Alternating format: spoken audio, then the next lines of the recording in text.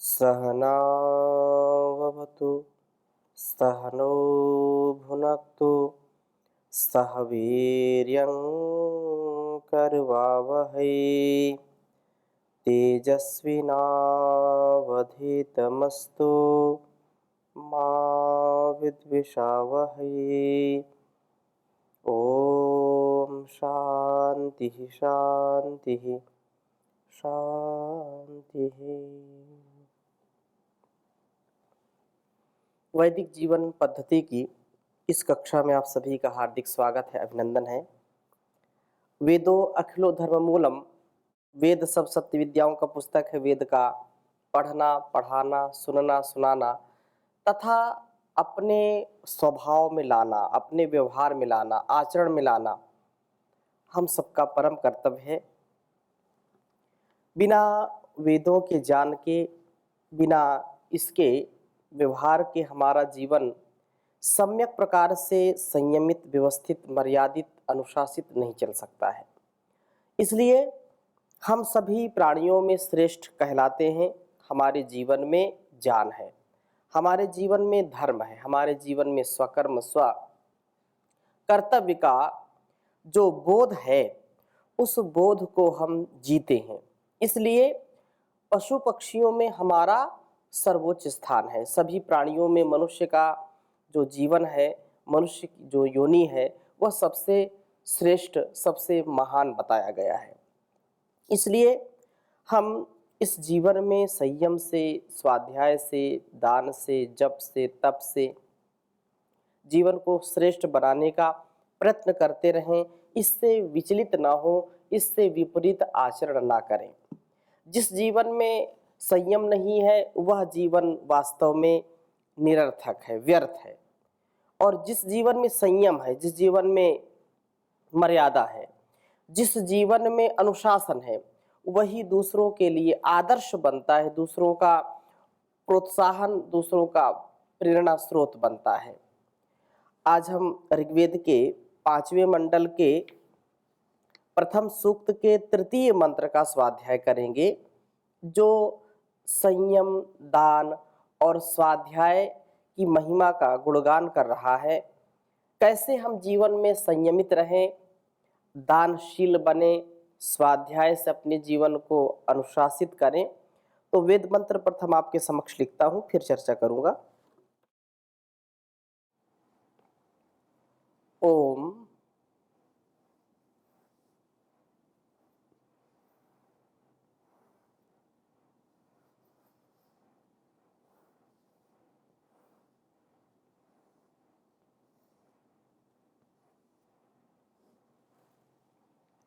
यदि गणस्य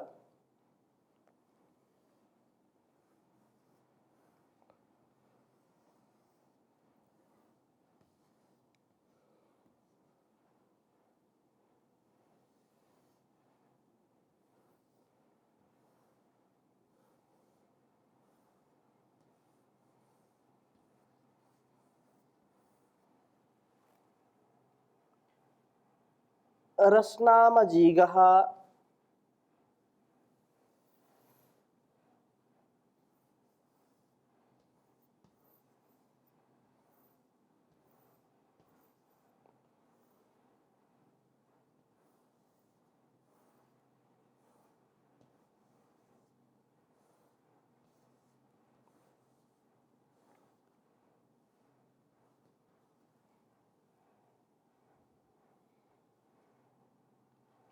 सूची रंग के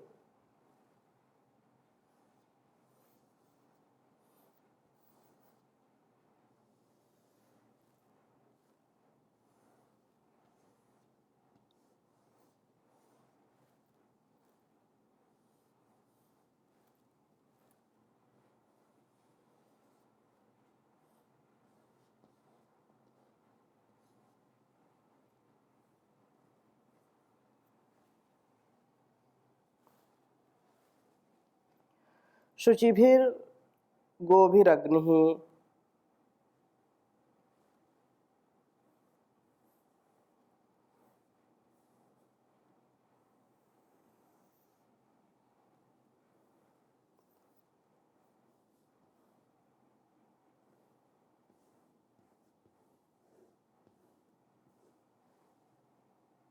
शुचिभिर्गोभिरग्निः।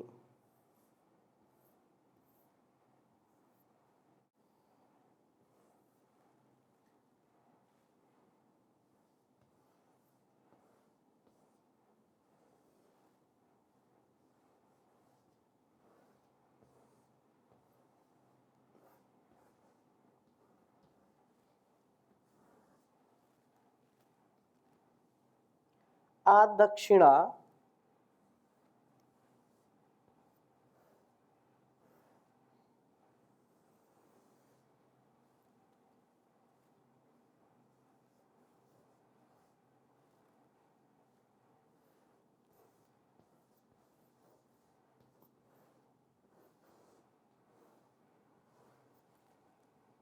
दक्षिणा युज्यते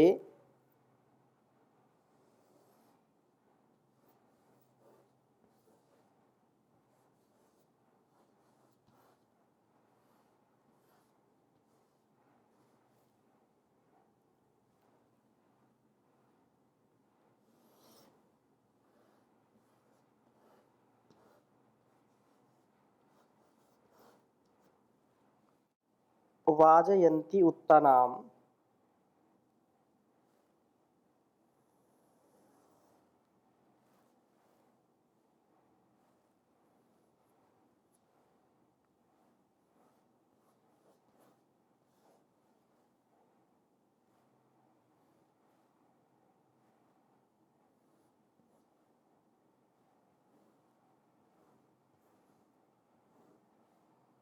उत्तनामूर्ध्वो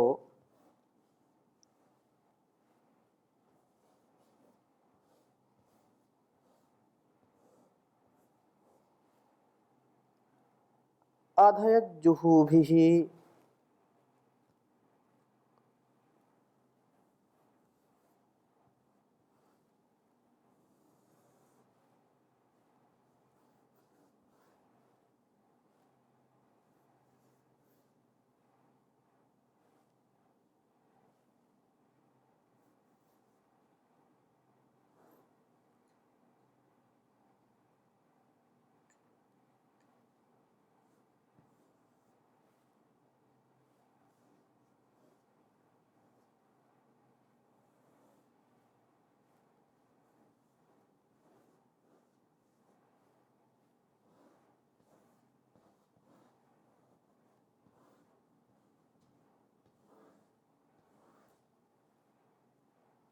ऋग्वेद के 5वें मंडल के प्रथम सूक्त का यह तृतीय मंत्र है। ओम यदीं गणस्ते रशनामजीगः शुचिरंके शुचिभिर्गोभिरग्निः आदक्षिणा युज्यते वाजयन्त्युत्तानाम् ऊर्ध्वो अधयज्जुहुभिः। ओम यदीं गणस्य रशनामजीगः शुचिरंके शुचिभिर्गोभिरग्निः आददक्षिणा युज्यते वाजयन्त्युत्तानाम् ऊर्ध्वो अधयज्जुहुभिः। बहुत ही सुंदर भाव है इस वेद मंत्र का। कहा है यत जब ईम निश्चय से गणस्य इंद्रिय गण की रसनाम बंधन रज्जु को अजीगह ग्रहण करता है, अर्थात जब इंद्रियों को व्रत बंधन रज्जु से बांध देता है, इंद्रियों को वश में कर लेता है साधक, तथा व्रत बंधन में शुचि ही पवित्रता से युक्त अर्थात पवित्र हुआ यह अग्नि प्रगतिशील ब्रह्मचारी शुचि भी पवित्र गोभी जान वाणियों से व इंद्रियों से अंके अपने को अलंकृत करता है। जब अग्नि तो प्रतीक है प्रकाश का, अग्नि प्रतीक है पवित्रता का, अग्नि प्रतीक है अग्रता का, अग्रणी होने का जब साधक के मन में संकल्प जागृत होता है, कोई भी साधक जब अपने आप को संयम की डोर से बांध लेता है, जब अपनी रसना को, अपनी इंद्रियों को, क्योंकि इनको गो कहते हैं, गाय, जैसे गाय बोल, गाय किस लिए, गो कस्मात गमनात, तो गमनशील है ये। जैसे गाय विचरण करती है, गमन करती है, पृथ्वी को भी गो कहते हैं क्योंकि ये गतिशील है। इसी प्रकार से हमारी रसना भी गो के रूप में है, वाणी, और इंद्रियां भी हमारी गो है क्योंकि यह बहिर्मुख हैं और ये चंचल हैं। इनको जब हम संयम की डोर से बांधते हैं, संकल्प लेकर के, शुचिता पवित्रता से युक्त होकर के, ब्रह्मचर्य का व्रत करके इनको हम संयमित करते हैं, बांधते हैं, तो वास्तव में ऐसा जो बंधन है वह बंधन हमारे सृजन का आधार होता है। यह संयम, यह बंधन जो इंद्रियों का है, वाणियों का है, ये अपने को अलंकृत करता है। अपने जीवन में व्यक्ति दूषित नहीं होता है, विभूषित होता है, कलंकित नहीं होता है, अलंकृत होता है। इसलिए अब इस ब्रह्मचर्य आश्रम के बाद दक्षिणा, दान की वृत्ति युज्यते, जो दक्षिणा है, जीवन के 3 इसमें उपदेश दिए हैं, विशेषकर संयम, दान और स्वाध्याय। तो संयम से युक्त होकर के जब हम ब्रह्मचर्य आश्रम का पालन करते हैं तो उससे हमारा तन मन स्वस्थ रहता है, हमारी इंद्रियां पुष्ट होती हैं, विद्या, विवेक, वैराग्य से युक्त हो जाते हैं, विज्ञान से युक्त हो जाते हैं। और ऐसा व्यक्ति, ऐसा जो ब्रह्मचारी है, ऐसा जो विद्यार्थी है, जो वास्तव में इस जीवन को जीना चाहता है, अपने जीवन का उद्धार करना चाहता है, इस समाज को, इस राष्ट्र को, संसार को तृप्त करना चाहता है, उपकार, सदाचार, सद्व्यवहार से उपकृत करना चाहता है, तो वास्तव में यह जो युवा अवस्था है, जो बाल्यावस्था है, जो शैशव अवस्था है, इन अवस्थाओं से ही हमारे पूरे जीवन की व्यवस्था सुनिश्चित होती है। शैशव काल, बाल्यकाल और युवा काल यदि ये संभल गए तो निसंदेह जीवन हमारा यशस्वी होता है, तेजस्वी होता है, वर्चस्वी होता है। आत्मबल, मनोबल, शरीर बल, बुद्धि बल, हर प्रकार के बल से हम सबल होते हैं, निर्बल, दुर्बल, कायर, कमजोर नहीं होते हैं। क्यों? क्योंकि ऐसा संयम, ऐसी मर्यादा, ऐसा अनुशासन बचपन से हमने सीखा, जाना, समझा है। और ऐसा जीने के बाद जब व्यक्ति ब्रह्मचर्य के बाद गृहस्थ में जाता है तो गृहस्थ दान का प्रतीक होता है, अर्थात दानशीलता से युक्त गृहस्थ जो सबके लिए लाभकारी, गुणकारी होता है, तो गृहस्थ में खूब दानशील बनता है वह व्यक्ति। यह दक्षिणा ही इसे वाजयंती, वाज अर्थात शक्तिशाली, धन संपन्न बनाती है। ऊर्ध्व, गृहस्थ से भी ऊपर उठा हुआ यह उत्तनाम, हमें उन्नत करने के लिए यत्नशील। इस वेदवाणी को जो भी अपने ज्ञानेंद्रिय रूपी जीवाओं से अधयत पीने के लिए यत्नशील होता है, सदा ज्ञान प्राप्ति में लगा रहता है, आगे चलकर यही ज्ञान को फैलाने में तत्पर होगा। जिसका जीवन ब्रह्मचर्य आश्रम में संयम, गृहस्थ आश्रम में दान और वानप्रस्थ आश्रम में स्वाध्याय में व्यतीत होता है, तो वह सबके लिए अनुकरणीय होता है, सबके लिए वह श्लाघनीय जीवन होता है। प्रथम जो आश्रम है वह ब्रह्मचर्य आश्रम ही है, और ब्रह्मचर्य आश्रम का तात्पर्य यही है कि अपने आप को हम खूब तपाएं, अपने तन मन को स्वस्थ रखें, विद्या से युक्त हो, ज्ञान से युक्त हो, विवेक वैराग्य से युक्त हो और उत्साह से, उल्लास से, उमंग से युक्त हो।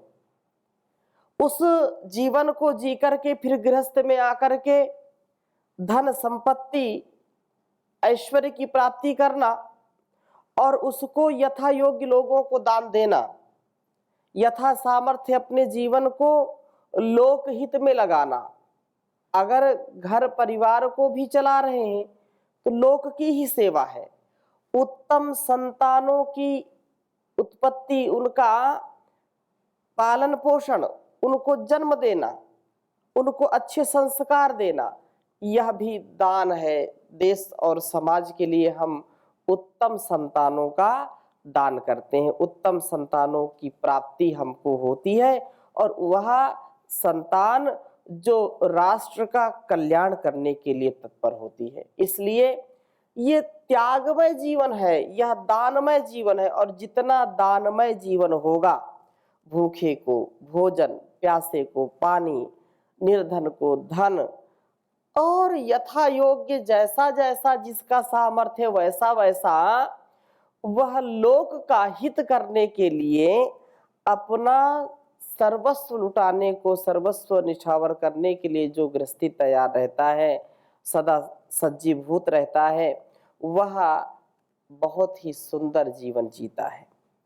इसके बाद स्वाध्याय, क्योंकि स्वाध्याय तो यद्यपि आरंभ से ही स्वाध्याय आवश्यक होता है, स्वाध्याय से हमारा ज्ञान वर्धन होता है, हमारा विवेक वैराग्य बढ़ता है।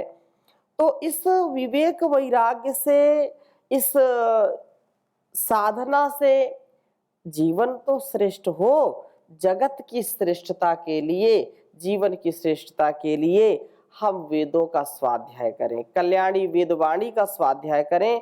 तो गृहस्थ के बाद वानप्रस्थ में हम पूर्ण रूप से इसी कार्य में लगें, अपने जीवन का उत्कर्ष करें, अपने जीवन को अच्छा बनाएं, ताकि वानप्रस्थ के बाद संन्यास में हम इतने शक्ति और इतने दिव्य भव्य बन जाएं कि लोक हित में, इस संसार के कल्याण में, आत्मनो मोक्षार्थम जगत हिताय च, आत्म कल्याण से जो राष्ट्र कल्याण है, विश्व कल्याण है, उसमें खरे उतरें। खरी कसौटी हमारी हो तो हम उसमें खरे उतरे। तो ये बात कही है कि हमारा ज्ञान सदा उन्नत हो, हम ज्ञान जिज्ञासु बने, हम इन ज्ञान इंद्रिय रूप जिह्वाओं से इस रसना का जो स्वभाव है, रस ग्रहण करने का, तो यहाँ पर कहा कि इंद्रियों, जो ज्ञान इंद्रियां वो ज्ञान एकत्रित करें, ज्ञान का अर्जन करें। और वह ज्ञान किससे मिलेगा? तो वेदों के ज्ञान से ही हमारे जीवन में महानता आएगी और जहान को भी महान बनाने का हम कार्य कर सकते हैं। तो इसके लिए यत्नशील रहें, प्रयत्न करें, सदा सर्वदा सर्वत्र सदा ज्ञान प्राप्ति में हमको लगे रहना चाहिए और आगे चल करके इसी ज्ञान को फैलाने में हम तत्पर होंगे। इस प्रकार से बड़े उद्देश्य से जो जीवन जीता है उसका जीवन सदा उन्नत होता है। और ईश्वर की व्यवस्था पर जिसको संयम और जिसको विश्वास होता है, तो उस प्रभु का कभी भी ध्यान मन में हम न लाएं, ऐसा कोई क्षण न हो, अर्थात हर क्षण हर पल उस प्रभु का ध्यान रखें, मन में उसका जाप करते रहें और उसके ऊपर विश्वास करके अपने कर्मों का अनुष्ठान करते रहें। इसलिए कहा कि जो लोग कहते हैं कि ईश्वर है नहीं, दिखाई नहीं पड़ता, तो क्या करना क्या नहीं करना, अनेक संदर्भों में शंकाएं उत्पन्न होती हैं। कवि ने बहुत सुंदर कहा है, भरोसा कर तू ईश्वर पर, तुझे धोखा नहीं होगा, यह जीवन बीत जाएगा, तुझे रोना नहीं होगा। कभी सुख है कभी दुख है, यही तो धूप छाया है। कभी सुख है कभी दुख है, यही जीवन धूप छाया है। हंसी में ही बिता डाले, बितानी ही यह माया है। जो सुख आए तो हंस देना, जो दुख आए तो सह लेना। न कहना कुछ कभी जग से, प्रभु से ही तू कह लेना। या कुछ भी नहीं जग में, तेरे बस कर्म की माया। या कुछ भी तो नहीं जग में, तेरे बस कर्म की माया। तो खुद ही धूप में बैठा, लिखे निज रूप की छाया। यहाँ से था कहाँ तो था, कभी तो सोचे बंदे। झुका कर शीश को कह दे, प्रभु बंदे प्रभु बंदे। बुरा हो जिस गुल में, उस गुल से बाहर खार है। दर्द गर दिल में ना हो, ये जिंदगी बेकार है। भरोसा कर तू ईश्वर पर, तुझे धोखा नहीं होगा, यह जीवन बीत जाएगा, तुझे रोना नहीं होगा, तुझे रोना नहीं होगा। तो आज यहीं पर विराम देते हैं, शेष चर्चा अगली कक्षा में करेंगे। ओम शांति शांति शांति।